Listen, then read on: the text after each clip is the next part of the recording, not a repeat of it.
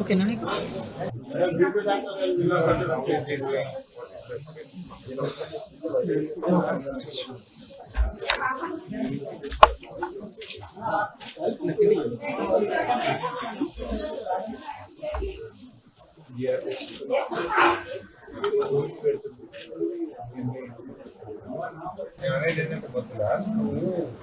కాపాడుకోవాలి, ప్రాణం ముఖ్యం. మేము కొట్లాడతాం నీకోసం, నీ తరఫున అసెంబ్లీలో గట్టిగా ఫైట్ చేస్తాం. మేము ఖచ్చితంగా ఈ ప్రభుత్వాన్ని ఒత్తిడి చేస్తాం, మెడల్ పంచుతాం, మీ పిల్లల హక్కులు కాపాడుతాం. మేము కొంచెం 7వ రోజు కదా, లైఫ్ ఇంపార్టెంట్, జీవితం ముఖ్యం కదా. మేము అట్లా రిస్క్ తీసుకోవద్దు దయచేసి. నా మాటను మీరు all with you, fight.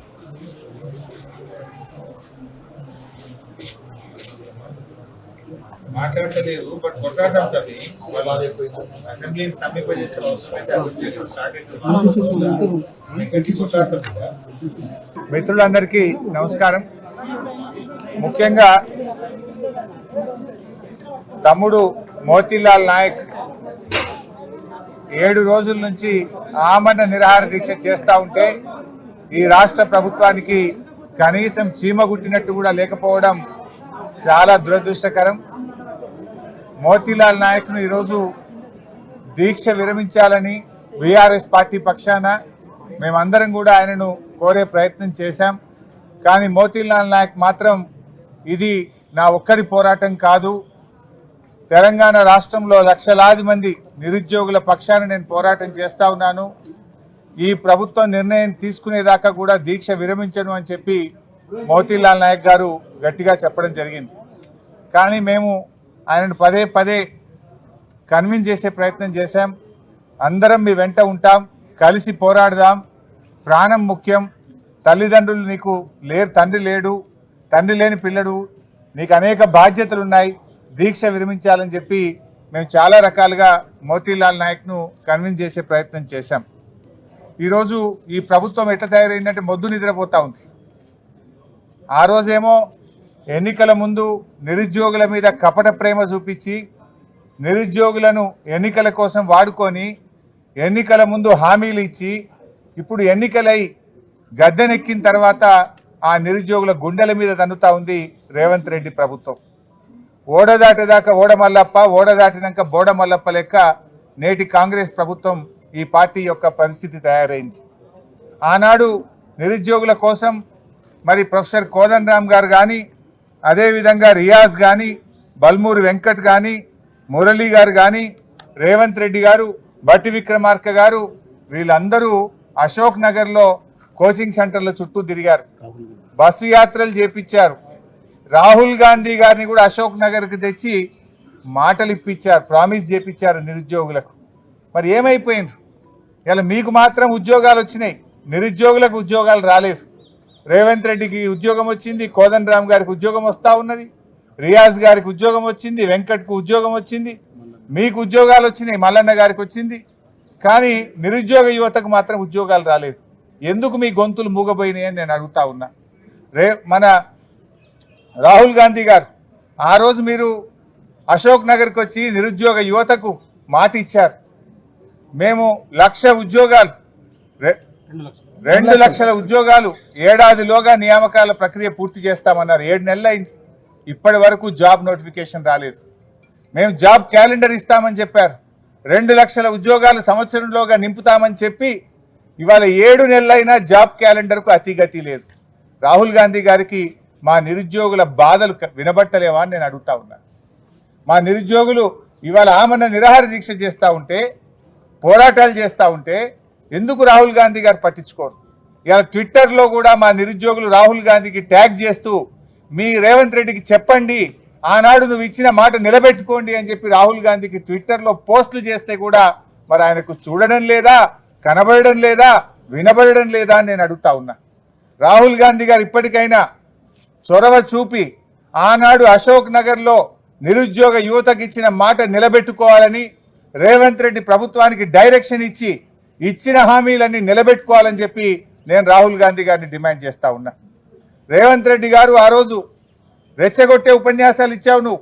Ashok నగర్కి వచ్చి మాట్లాడినావు, పబ్లిక్ మీటింగుల్లో మాట్లాడినావు. నిరుద్యోగ యువతను గ్రామాల్లోకి వెళ్ళి మీరు మాకు ఓట్లు వేయించండి, మేము రాగానే చిటికెట్లో ఒక్క చిటికేసి మీ పని చేపిస్తాను, ఒక్క సంతకంతో మీ పని చేపిస్తాను. ఏమైంది నీ సంతకం? ఏమైంది నీ చిటిక? ఎందుకు నిరుద్యోగుల యొక్క సమస్యలు పరిష్కరించడం లేదు? వాళ్ళు ఏమడుగుతున్నారు? ఏమైనా గొంతెమ్మ కోరికలు అడుగుతున్నారా? ఆనాడు మీరు అశోక్ నగర్కి వచ్చి ఆనాడు ఎన్నికల ప్రచారంలో మీరు ఏ హామీలు ఇచ్చారో ఆ హామీలు అమలు చేయమని అడుగుతున్నారు తప్ప కొత్త కోరికలు కోరడం లేదు, గొంతెమ్మ కోరికలు అసలే కోరడం లేదు. ఆ రోజు మీరే చెప్పారు మీరు జాబ్ క్యాలెండర్ ఇస్తామని. ఒకవైపు రేవంత్ రెడ్డి గారు, ఇంకొక వైపు బట్టి విక్రమార్క సంతకాలు పెట్టి బాండ్ పేపర్ల మీద రాసిచ్చారు. మీరు ఏమైనాయి మీ సంతకాలు? ఏమైనాయి మీ బాండ్ పేపర్లు? అసెంబ్లీలో ఆ రోజు ప్రతిపక్ష స్థానంలో ఉండి ఇదే బట్టి విక్రమార్క గారు 1:100 పరీక్ష పెట్టాలని అడిగారు. ఎందుకు పెట్టరు అని అడుగుతా ఉన్నా. అంటే ప్రతిపక్షంలో ఒక మాట, అధికారంలో ఇంకో మాట ఉంటుందా? ఆ రోజు ప్రొఫెసర్ కోదండరామ్ గారు ఇదే నిరుద్యోగులను రండి అని కాంగ్రెస్ పార్టీ ఆఫీస్కు తీసుకుపోయారు, బస్సు యాత్రలకు తీసుకుపోయారు, మేమున్నామని భరోసా ఇచ్చారు. అధికారం రాగానే మీ సమస్యలు పరిష్కరిస్తామన్నారు. ఇవాళ పోయి మా నిరుద్యోగ యువతి యువకులు మాట్లాడితే ఇది కాన్స్టిట్యూషనల్ బాడీ, ఏమీ చేయలేమని చేతులు ఎత్తుతున్నారు. ఆ రోజు మీకు తెలియదా? మీరు ప్రొఫెసర్ కదా, మీరు మేధావులు కదా, అయినా అది చేయడానికి అవకాశం ఉంది. గతంలో ఉమ్మడి ఆంధ్రప్రదేశ్లో వైఎస్ రాజశేఖర రెడ్డి గారు ముఖ్యమంత్రిగా ఉన్నప్పుడు ఇదే విధంగా నిరుద్యోగ యువత నుంచి డిమాండ్ వస్తే ఆ రోజు 1:100కు అవకాశం కల్పించారు. విడిపోయిన ఆంధ్రప్రదేశ్ రాష్ట్రంలో మొన్నటిదాకా ఉన్న జగన్మోహన్ రెడ్డి గారి ప్రభుత్వం కూడా 1:100 అక్కడ నిరుద్యోగ యువత డిమాండ్ మేరకు మరి నోటిఫికేషన్ ఇచ్చిన తర్వాత కూడా వారు కూడా అక్కడ చేయడం జరిగింది. మరి ఉమ్మడి ఆంధ్రప్రదేశ్లో సాధ్యమైనప్పుడు, కొత్తగా ఏర్పడ్డ ఆంధ్రప్రదేశ్లో సాధ్యమైనప్పుడు మన రాష్ట్రంలో ఎందుకు సాధ్యం కాదో రేవంత్ రెడ్డి గారు సమాధానం చెప్పాలి, కోదండరామ్ రెడ్డి గారు సమాధానం చెప్పాలని చెప్పి నేను డిమాండ్ చేస్తాను. ఇలా ప్రజాపాలన అన్నారు మీరు. ప్రజాపాలన అంటే ఇదేనా? మా నిరుద్యోగ యువకులు ప్రజాభవన్కు వెళ్ళి చిన్నారెడ్డి గారి కాళ్ళు పట్టుకున్నా వీళ్ళకి కనికరం రాదు. చిన్నారెడ్డి గారు మరి మాట్లాడతా అని చెప్పిండు, ఏమైపోయింది? నీ ప్రజాపాలన, నీ ప్రజాభవన్ ఇదేనా అని నేను అడుగుతా ఉన్నా. ఇలా మా యువకులు ఎవరైనా ట్విట్టర్లో పోస్టులు చేస్తే, సోషల్ మీడియాలో పోస్ట్ చేస్తే భయభ్రాంతులకు గురి చేస్తున్నారు. నీ నంబర్ కౌంట్ అవుతున్నది, నువ్వు పోస్ట్ చేసినావు, నీ సంగతి చెప్తాం, నీ మీద కేసులు పెట్టమని ఇవాళ నిరుద్యోగ యువకులను భయభ్రాంతులకు గురి చేస్తున్నారు. అంటే పిల్లల్ని బెదిరించడం, పోస్టులు డిలీట్ చేయమనడం, ధర్నాలు చేస్తే, హక్కుల కోసం పోరాడితే, మీరిచ్చిన హామీల కోసం ప్రశ్నిస్తే ఆ పిల్లల్ని బెదిరించడమే ప్రజాపాలన అని నేను అడుగుతా ఉన్నా. ఇదేం పద్ధతి అని అడుగుతా ఉన్నాం. ఇవాళ పిల్లలు అడుగుతున్నటువంటిది కేవలం న్యాయమైన డిమాండ్లు అడిగారు. ఆ రోజు మీరు ఇచ్చిన హామీల గురించి అడుగుతా ఉన్నారు. మొట్టమొదటి డిమాండ్ పిల్లలు అడుగుతున్నది, మీరు ఇచ్చిన హామీ ప్రకారం 2 లక్షల ఉద్యోగాలకు తక్షణమే జాబ్ క్యాలెండర్ విడుదల చేయాలని చెప్పి మేము నిరుద్యోగ యువతి యువకుల పక్షాన ఈ ప్రభుత్వాన్ని డిమాండ్ చేస్తూ ఉన్నాం. రెండవది, ఈరోజు గ్రూప్ 1 ఎగ్జామ్స్లో మరి గత ప్రభుత్వాలు ఇచ్చిన విధంగా మీరిచ్చిన హామీ మేరకు 1:100కు మెయిన్స్ పరీక్షకు పిల్లలకు అనుమతించాలని చెప్పి డిమాండ్ చేస్తూ ఉన్నాం. మూడవది, గ్రూప్ 2, గ్రూప్ 3లో ఆ రోజు మీరు పోస్టుల సంఖ్య పెంచుతామన్నారు. గ్రూప్ 2లో 2000 పోస్టులు యాడ్ చేయాలని, గ్రూప్ 3లో 3000 పోస్టులు యాడ్ చేసి తక్షణమే గ్రూప్ 2, గ్రూప్ 3 ఉద్యోగాల సంఖ్యను పెంచి పరీక్షలు నిర్వహించాలని చెప్పి ప్రభుత్వాన్ని డిమాండ్ చేస్తూ ఉన్నాం. నాలుగో విషయం, ఆ రోజు జీవో 46 రద్దు చేసి తీర్తామని మీరు హామీ ఇచ్చారు పిల్లలకు. మరి ఇవాళ ఎందుకు చేస్తలేరు? మరి ఆనాడు మీరు ఎమ్మెల్యేలుగా ఉన్నారు, ప్రజాప్రతినిధులుగా ఉన్నారు. ఆ రోజు జీవో 46 రద్దు చేస్తాం మా ప్రభుత్వం రాగానే అన్నారు. ఇవాళ ఎందుకు చేయడం లేదు? 7 నెలలైనా జీవో 46 గురించి ఎందుకు నోరు మెదపడం లేదు? ఇచ్చిన హామీ నిలబెట్టుకోవాలని చెప్పి కాంగ్రెస్ ప్రభుత్వాన్ని నేను డిమాండ్ చేస్తూ ఉన్నా. అదేవిధంగా డిఎస్సి మీరు ఆ రోజు 25,000 ఉపాధ్యాయ ఉద్యోగాలు ఖాళీగా ఉన్నాయి. మేము రాగానే 25,000 ఉపాధ్యాయ ఉద్యోగాలతో మెగా డిఎస్సికి నోటిఫికేషన్ ఇస్తామన్నారు. ఎందుకు మరి 11,000 ఇచ్చారు? ఇచ్చిన మాట ప్రకారంగా మరో 14,000 ఉద్యోగాలు పెంచి ఆ 25,000 ఉద్యోగాలు ఉపాధ్యాయ ఉద్యోగాలను భర్తీ చేయాలని చెప్పి నేను ప్రభుత్వాన్ని డిమాండ్ చేస్తూ ఉన్నా. ఇవాళ వాస్తవానికి ప్రైమరీ స్కూళ్ళలో టీచర్లు లేరు.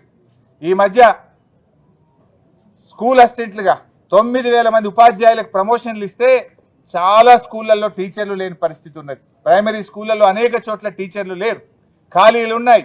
తక్షణమే ఆ ఖాళీలను లెక్క చేసి ఈ ఉద్యోగాల సంఖ్యను 25,000కు పెంచి మెగా డిఎస్సి 25,000 ఉద్యోగాలతో నింపాలని చెప్పి ఆ డిఎస్సి పిల్లల పక్షాన మేము డిమాండ్ చేస్తూ ఉన్నాం. నిరుద్యోగ భృతి అన్నావు, రాగానే 4,000 రూపాయలు నిరుద్యోగ భృతి ఇస్తా అన్నావు. ఏమైంది నిరుద్యోగ భృతి? ఎందుకు మాట్లాడతలేవు? రాహుల్ గాంధీ గారు ఎందుకు నిరుద్యోగ భృతి ఇవ్వమని రేవంత్ రెడ్డి గారికి చెప్పడం లేదు అని నేను అడుగుతా ఉన్నా. మొన్న వచ్చి రాహుల్ గాంధీ గారు 6 గ్యారంటీల్లో 5 అమలైపోయినాయని ఎన్నికల్లో ప్రచారం చేశాడు. ఎక్కడైనా ఒకసారి రివ్యూ చేయండి. నిరుద్యోగ భృతి ఎక్కడొచ్చిందో చెప్పండి. తక్షణమే ఈ రాష్ట్రంలో ఉండే నిరుద్యోగ యువతి యువకులకు ఇచ్చిన హామీ ప్రకారంగా 4,000 నిరుద్యోగ భృతి ఇవ్వాలని మేము డిమాండ్ చేస్తూ ఉన్నాం. ఇలా తమ్ముడు మోతీలాల్ ఆరోగ్యం బాగా క్షీణిస్తూ ఉంది, కిడ్నీలో నొప్పి వస్తూ ఉంది అంటున్నారు, ఛాతీలో నొప్పి వస్తూ ఉందని తమ్ముడు చెప్తా ఉన్నాడు.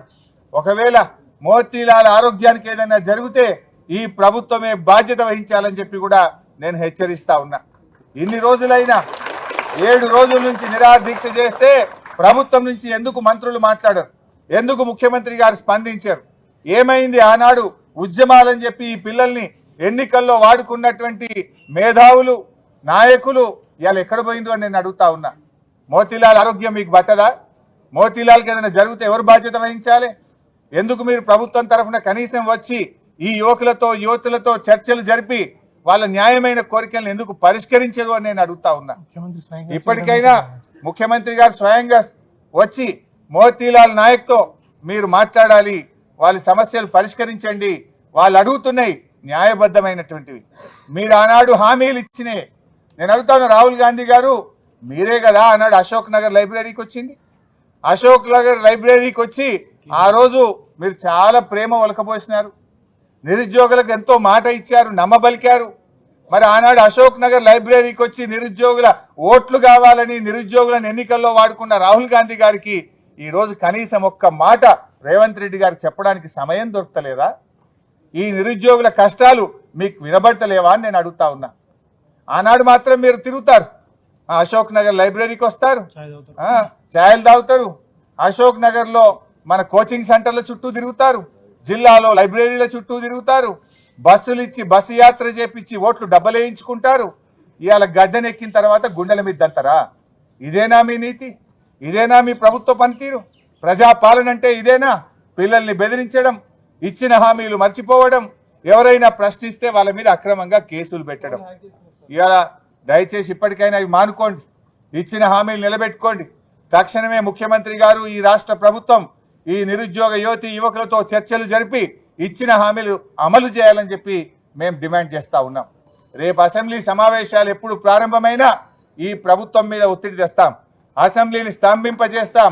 నిరుద్యోగ యువతి యువకులకు ఇచ్చిన మాట నిలబెట్టుకునేదాకా ఎంతవరకైనా తెగించి బీఆర్ఎస్ పార్టీ ఈ నిరుద్యోగ యువతి యువకుల పక్షాన నిలబడుతుంది. వీళ్ళ న్యాయబద్ధమైన ఈ కోరికలు, ఈ హామీలు అమలయ్యేదాకా పూర్తి అండగా ఉంటాం. దయచేసి మీరు కూడా మరి దీక్ష విరమించాలని మోతీలాల్ నాయక్ గారిని ఈరోజు మీడియా పరంగా కూడా ఆయనకు విజ్ఞప్తి చేస్తా ఉన్నా. లోపల కూడా దాదాపు 15 నిమిషాలు ఆయనను దీక్ష విరమించడానికి కన్విన్స్ చేసే ప్రయత్నం నేను కానీ, మా దేశపతి సీనన్న, లక్ష్మారెడ్డి ఎమ్మెల్యే గారు, రవీంద్ర నాయక్ ఎక్స్ఎమ్మెల్యే గారు, ఎర్రోళ్ళ శ్రీనివాస్ గారు, మా తమ్ముడు సీను అందరం కూడా ప్రయత్నం చేసినాం. కానీ ఆయన చాలా గట్టిగా అన్న ఈ ప్రభుత్వం దిగాల్సిందే, న్యాయం జరగాల్సిందే, ఇది నా కోసం కాదు లక్షలాది మంది నిరుద్యోగుల కోసం నేను దీక్ష చేస్తున్నా అని చెప్పి ఆ తమ్ముడు చాలా గట్టిగా ఉన్నాడు. అందువల్ల తమ్మునికి ఏమైనా కాకముందే తక్షణమే ప్రభుత్వం స్పందించాలి, ముఖ్యమంత్రి దిగి రావాలి, ప్రభుత్వం చర్చలు జరపాలని చెప్పి కోరుతా ఉన్నా. పెద్దలు కోదండరామ్ సార్ కూడా నేను కోరుతా ఉన్నా, మీకు ఇవాళ ఎంతో గౌరవం ఉండే, మరి ఆ గౌరవాన్ని మీరు నిలబెట్టుకోండి. ఆ రోజు మీరు పిల్లల దగ్గరికి పోయారు, ఇవాళ పిల్లలు మీ ఇంటికి వస్తే కూడా మీరు ఏమన్నారట, నాది పోస్ట్ మ్యాన్ జాబు అంటున్నారట. మీరు ఇది మీకు తగునా అని నేను అడుగుతా ఉన్నా. దయచేసి ప్రభుత్వం మీద ఒత్తిడి పెంచాలి, ఈ పిల్లల పక్షాన మీరు బాధ్యత తీసుకోవాలి. ఈ పిల్లల యొక్క న్యాయబద్ధమైన హక్కులు వాటిని ఈ ప్రభుత్వం చేత అమలు చేసే బాధ్యత పెద్దలు కోదండరామ్ గారు తీసుకోవాలని చెప్పి కూడా నేను మీడియా పరంగా వారికి కూడా విజ్ఞప్తి చేస్తా ఉన్నా.